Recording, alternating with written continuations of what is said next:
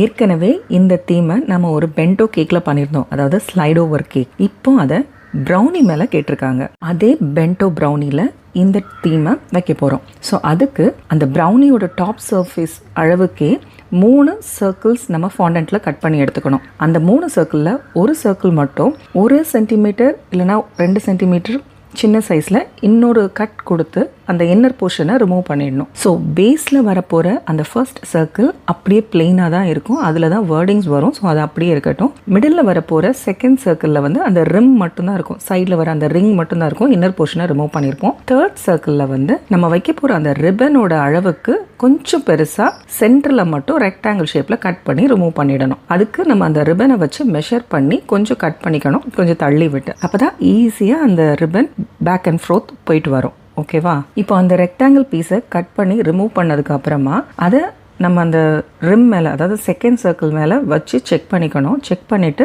அந்த ரிப்பன் வந்து உள்ளே ஈஸியாக போதா, அந்த அகலத்தை நம்ம கரெக்டாக வெட்டியிருக்கோமாங்கிறத கன்ஃபார்ம் பண்ணிக்கிட்டு அதுக்கப்புறம் வேர்டிங்ஸை ஃபர்ஸ்ட் சர்க்கிள் மேலே ஒட்ட ஆரம்பிக்கணும். ஃபர்ஸ்ட் சர்க்கிள் மேலே நம்ம ஒட்டும் போது அந்த வேர்டிங்ஸ் வந்து அந்த கேப்பில் தெரியணும், அதுக்கு வெளியிலையோ மேலேயோ மறைஞ்சிடக்கூடாது. அதனால் தேவைப்படுற அளவுக்கு கொஞ்சம் அகலப்படுத்தணும்னா கூட இன்னொரு தடவை கட் பண்ணிக்கோங்க. அதுக்கப்புறமா தண்ணி தொட்டு அந்த ரிம்மில் நம்ம அந்த டாப் சர்க்கிளை ஒட்டிடலாம். ஒட்டினதுக்கு அப்புறமா நமக்கு அந்த ஸ்பேஸ் இருக்கும் இல்லையா, சைடில் கொஞ்சம் கேப் விட்டு தான் அந்த செகண்ட் சர்க்கிளை நம்ம ஒட்டியிருப்போம். அந்த கேப் வழியாக நம்ம ரெடி பண்ணி வச்சுருக்க இந்த ரிப்பனை இன்சர்ட் பண்ணணும். இன்சர்ட் பண்ணி செக் பண்ணிக்கோங்க, அது வந்து நம்ம இழுக்கும்போது ஃப்ரீயாக வரணும். ஸோ தட்டு தடுமாறாமல் ஃப்ரீயாக வந்துச்சுன்னா நம்ம கரெக்டான ஸ்பேஸ் கொடுத்து கட் பண்ணியிருக்கோம் அப்படிங்கிறது நமக்கு கன்ஃபார்மாக தெரியும். அதுக்கப்புறமா அந்த ரிப்பனை வந்து எக்ஸ்ட்ராவாக கொஞ்சம் மெஷர் பண்ணி கட் பண்ணிக்கோங்க. நமக்கு வெளியில் கேக்கை விட்டு கொஞ்சம் தொங்குற மாதிரி இருக்கணும். அந்த ஸ்பேஸ் கொடுத்து நீங்கள் கட் பண்ணிவிட்டு ஈஸியாக ஸ்லைட் பண்ண வருதா அப்படிங்கிறத கன்ஃபார்ம் பண்ணிக்கோங்க. ஒரு கப்பிள் இமேஜ் தான் இந்த கேக்கில் நம்ம யூஸ் பண்ண போகிறோம்.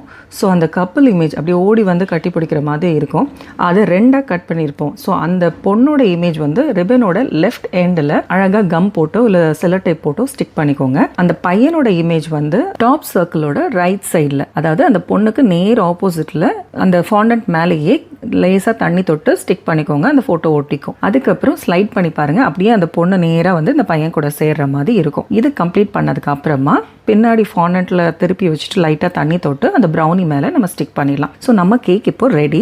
பென்டோ ப்ரௌனிங்கிறது 250 கிராம்ஸ் வரும். இந்த ப்ரௌனி கேக் எப்படி இருக்குது அப்படிங்கிறத நீங்கள் கமெண்ட்டில் சொல்லுங்கள். இந்த மாதிரி ஏற்கனவே நம்ம செஞ்ச கேக்கில் நல்ல க்ளோஸ் வியூவில் நான் உங்களுக்கு அந்த டுட்டோரியல் கொடுத்துருப்பேன். அது வேணும்னா கீழே இருக்க ப்ளே பட்டனை கிளிக் பண்ணிங்கன்னா அந்த டுட்டோரியலை பக்கத்தில் பார்க்குற மாதிரி உங்களுக்கு ஈஸியாக புரிகிற மாதிரி இருக்கும். அதை செக் பண்ணி பாருங்கள். இட்ஸ் ஆர் டே அப்படிங்கிற வேர்டிங்ஸோட இந்த கேக்கை கம்ப்ளீட் பண்ணியாச்சு. தேங்க்யூ.